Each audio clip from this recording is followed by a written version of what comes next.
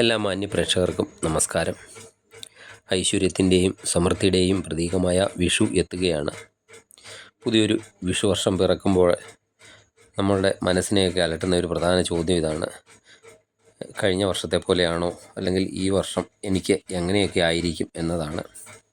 ഇന്ന് നമ്മൾ പരിശോധിക്കുന്നത് പുണർതം നക്ഷത്രക്കാരുടെ 2026 വിഷുഫലത്തെ പറ്റിയാണ്. വ്യാഴം അധിപനായ പുണർതം നക്ഷത്രക്കാർക്ക് കഴിഞ്ഞ കുറച്ച് കാലമായിട്ടൊക്കെ അത്ര ഒരു നല്ല സമയമായിരുന്നില്ല. എന്നാൽ 2026 വിഷു മുതൽ നിങ്ങളുടെ ജീവിതത്തിൽ വലിയൊരു വഴിത്തിരിവാണ് സംഭവിക്കാൻ പോകുന്നത്. നഷ്ടപ്പെട്ടതെല്ലാം തിരികെ ലഭിക്കുന്ന ഒരു കാലം എന്ന് വേണമെങ്കിൽ ഈ വിഷു വർഷത്തെ വിശേഷിപ്പിക്കാം. എന്തൊക്കെയാണ് ഈ മാറ്റങ്ങളെന്ന് നമുക്ക് വിശദമായി ഈ വീഡിയോയിലൂടെ പരിശോധിക്കാം. പുണർതം നക്ഷത്രം ആദ്യത്തെ മുക്കാൽ ഭാഗം മിഥുനക്കൂറിലും അവസാനത്തെ കാൽ ഭാഗം കർക്കിടകക്കൂറിലുമായിട്ടാണ് വരുന്നത്.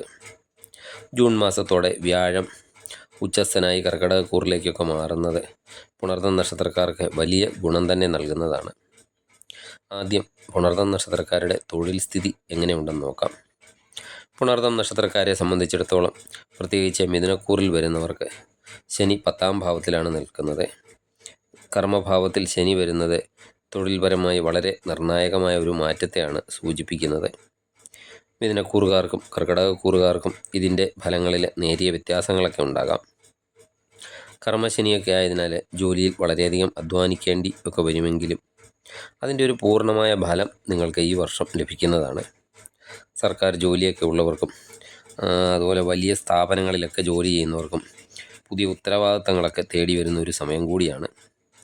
10ലെ ശനി ചിലപ്പോൾ തൊഴിൽ മാറ്റങ്ങൾക്കോ അല്ലെങ്കിൽ കരിയറിൽ പെട്ടെന്നുള്ള തടസ്സങ്ങൾക്കോ ഒക്കെയും കാരണമായേക്കാം. ജൂണിൽ ഒരു വ്യാഴമാറ്റം വരുന്നുണ്ട്. അത് സംഭവിക്കുന്നതോടുകൂടി ഗുണഫലങ്ങളൊക്കെ കൂടുന്നതാണ്. നിങ്ങളുടെ പ്രവൃത്തികൾ സമൂഹമധ്യത്തിൽ അംഗീകരിക്കപ്പെടുന്ന ഒരു സമയം കൂടിയാണ്. ഡിജിറ്റൽ രംഗത്തോ അല്ലെങ്കിൽ സോഷ്യൽ മീഡിയ രംഗത്തോ ഒക്കെ പ്രവർത്തിക്കുന്നവർക്ക് കൂടുതൽ ജനശ്രദ്ധയും ലഭിക്കുന്ന സമയമാണ്. ജോലിഭാരമൊക്കെ കൂടുന്നത് ഇടയ്ക്കിടയ്ക്ക് നിങ്ങൾക്കൊരു മാനസിക സമ്മർദ്ദം അനുഭവപ്പെട്ടേക്കാം. ഇതൊക്കെ മറികടക്കുന്നതിന് കൃത്യമായ ഒരു വിശ്രമവും ആവശ്യമാണ്. നിലവിലെ ജോലിയിൽ സംതൃപ്തരല്ലാത്തവർക്ക് മെച്ചപ്പെട്ട ഒരു ശമ്പളത്തോടു കൂടിയ മറ്റൊരു ജോലിയിലേക്ക് മാറാനും അനുകൂല സാഹചര്യങ്ങൾ ഈ സമയത്ത് ഉണ്ടാകുന്നതാണ്. വിദേശത്തൊക്കെ ജോലി ആഗ്രഹിക്കുന്നവർക്ക് ജൂണോടുകൂടി അനുകൂലമായ ഒരു സമയം വരുന്നതാണ്. ഇനി ബിസിനസ് ചെയ്യുന്നവർക്ക് എങ്ങനെയുണ്ടെന്ന് നോക്കാം. ബിസിനസ്സുകാർക്ക് കഴിഞ്ഞ കുറച്ച് കാലമായി ഉണ്ടായിരുന്ന അനിശ്ചിതത്വമൊക്കെ മാറിക്കിട്ടുന്നതാണ്. പുതിയ കരാറുകളിലൊക്കെ ഒപ്പിടാനും വിശ്വസ്തരായ പങ്കാളികളെയൊക്കെ കണ്ടെത്താനും സാധിക്കുന്നതാണ്. കെട്ടിട നിർമ്മാണവുമായി ബന്ധപ്പെട്ട ബിസിനസ് ചെയ്യുന്നവർ, ഭൂമി ഇടപാടുകൾ നടത്തുന്നവർ, അതുപോലെ ഇരുമ്പ് അല്ലെങ്കിൽ യന്ത്ര സാമഗ്രികൾ എന്നിവയുമായി ബന്ധപ്പെട്ടൊക്കെ ബിസിനസ് നടത്തുന്ന പുണർതം നക്ഷത്രക്കാർക്ക് ഈ സമയത്ത് നല്ലൊരു ലാഭം പ്രതീക്ഷിക്കാം. ശ്രദ്ധിക്കേണ്ട കാര്യം എന്താണെന്ന് വെച്ചാൽ, ബിസിനസ്സിൽ യാതൊരു വിധത്തിലുള്ള കുറുക്കു വഴികളും തേടരുത്. സാവധാനത്തിലുള്ള വളർച്ചയാണ് ശനി ഇഷ്ടപ്പെടുന്നത്. കുറുക്കു വഴിയെ പോയെങ്കിൽ നഷ്ടം തന്നെയായിരിക്കും സംഭവിക്കുന്നത്. ഈ സാമ്പത്തിക സ്ഥിതി എങ്ങനെയുണ്ടെന്ന് നോക്കാം. 2026 വിഷു മുതൽ പുണർതം നക്ഷത്രക്കാർക്ക്, പുണർതം നക്ഷത്രം പുനർവസു എന്നാണ് പറയുന്നത്. ഈ പുനർവസു എന്നതിൻ്റെ അർത്ഥം നഷ്ടപ്പെട്ടത് തിരികെ ലഭിക്കുക എന്നാണ്. ഈ നഷ്ടപ്പെട്ടത് തിരികെ ലഭിക്കുക എന്ന വാക്കിനെ അന്വർത്ഥമാക്കുന്ന രീതിയിലുള്ള സാമ്പത്തിക ഉണർവാണ് ഉണ്ടാകുന്നത്. 10ലെ ശനി കഠിനാധ്വാനത്തിലൂടെയുള്ള ഒരു സ്ഥിര വരുമാനത്തെ സൂചിപ്പിക്കുമ്പോൾ വ്യാഴത്തിൻ്റെ അനുകൂലമായ മാറ്റം അപ്രതീക്ഷിതമായ ഭാഗ്യങ്ങൾക്കും വഴിയൊരുക്കുന്നതാണ്. നിലവിലുള്ള ശമ്പളത്തിനൊക്കെ പുറമെ എന്തെങ്കിലും സൈഡ് ബിസിനസ്സിൽ നിന്നോ അല്ലെങ്കിൽ കമ്മീഷൻ അടിസ്ഥാനത്തിലുള്ള ജോലിയിലൊക്കെ നിന്നോ ഒരു അധിക വരുമാനവും നിങ്ങൾക്ക് ഈ സമയത്ത് ലഭിക്കാൻ സാധ്യതയുണ്ട്. ദീർഘകാലമായിട്ടൊക്കെ കിട്ടാതിരുന്ന ഒരു പണം, അത് സുഹൃത്തുക്കൾക്കോ അല്ലെങ്കിൽ ബന്ധുക്കൾക്കോ ഒക്കെ നൽകിയ കടം ഈ വർഷം നിങ്ങൾക്ക് തിരികെ ലഭിക്കുന്നതുമാണ്. കഴിഞ്ഞ കുറച്ച് വർഷങ്ങളായി നിങ്ങളെ അലട്ടിക്കൊണ്ടിരുന്ന ബാങ്ക് ലോണുകളോ അല്ലെങ്കിൽ വ്യക്തിഗതമായ കടങ്ങളോ ഒക്കെ ഒരു പരിധി വരെ തീർക്കാൻ ഈ കാലയളവിൽ നിങ്ങൾക്ക് സാധിക്കുന്നതാണ്. കുടുംബത്തിലെ വിവാഹം, അതുപോലെ ഗൃഹപ്രവേശം തുടങ്ങിയ മംഗളകർമ്മങ്ങൾക്കും ആയും പണം ചിലവ് ഉണ്ടാകുന്നതാണ്. ഇത് സന്തോഷകരമായ ചിലവുകളായിരിക്കും. മുതിർന്ന കുടുംബാംഗങ്ങളുടെ ആരോഗ്യകാര്യത്തിനായി ഇടയ്ക്കിടയ്ക്ക് പണം ചിലവായേക്കാം. പണത്തിൻ്റെ കാര്യത്തിൽ അമിതമായി മറ്റുള്ളവരെ വിശ്വസിക്കുന്നത് നിങ്ങൾ ഈ വർഷം ഒഴിവാക്കേണ്ടതാണ്. ഇനി കുടുംബജീവിതം എങ്ങനെയുണ്ടെന്ന് നോക്കാം. കഴിഞ്ഞ കുറച്ചു കാലമായി ദമ്പതികൾക്കിടയിൽ ഉണ്ടായിരുന്ന ചെറിയ പിണക്കങ്ങളും തെറ്റിദ്ധാരണകളും ഒക്കെ ഈ വർഷം മാറി വരുന്നതാണ്.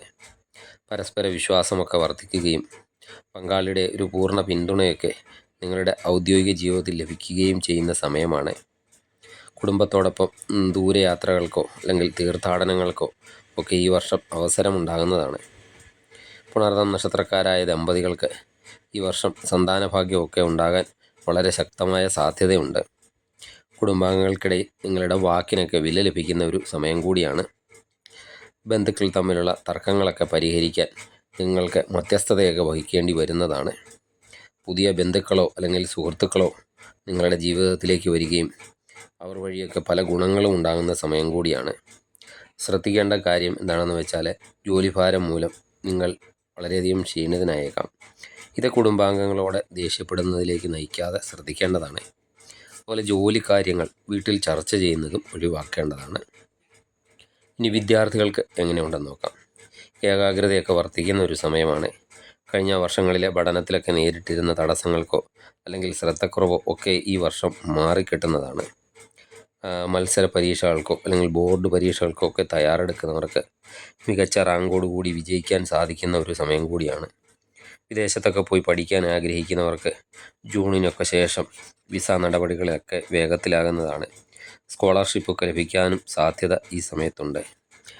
മെഡിക്കൽ മേഖല, എഞ്ചിനീയറിംഗ് മേഖല, അതുപോലെ മാനേജ്മെൻറ്റ് മേഖലയിലൊക്കെ അങ്ങനെയൊക്കെയുള്ള പ്രൊഫഷണൽ കോഴ്സുകൾക്ക് പ്രവേശനമൊക്കെ ആഗ്രഹിക്കുന്നവരാണെങ്കിൽ അവർക്കും അനുകൂലമായ സമയം തന്നെയാണ്.